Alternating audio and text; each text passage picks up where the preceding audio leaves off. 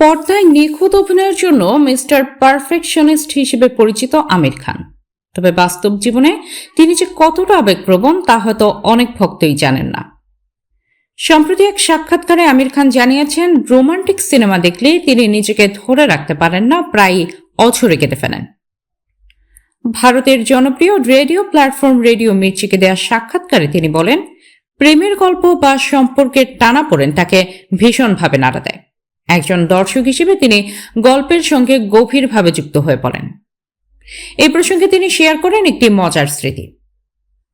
বলিউডের কিংবদন্তি অভিনেতা শাহরুখ খান অভিনীত জনপ্রিয় সিনেমা কুছ কুছ হোতা হ্যায় দেখার অভিজ্ঞতা।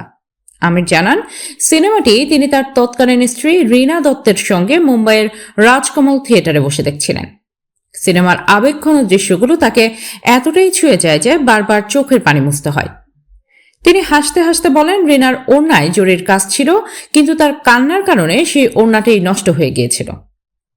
এই ছোট ঘটনা থেকে বোঝা যায়, একজন শিল্পী হিসেবে নয়, একজন সাধারণ দর্শক হিসেবেও আমির খান গল্পের আবেগে কতটা ডুবে যান। এদিকে আমির খানের সাম্প্রতিক কাজ নিয়েও রয়েছে আলোচনা। তাকে সর্বশেষ দেখা গেছে সিতারে জামিন পার সিনেমায়। এই ছবিতে তিনি একজন বাস্কেটবল কোচের চরিত্রে অভিনয় করেছেন, যিনি ভিন্নভাবে সক্ষম একদল মানুষকে প্রশিক্ষণের মাধ্যমে জীবনের মূলধারায় ফিরিয়ে আনার চেষ্টা করেন।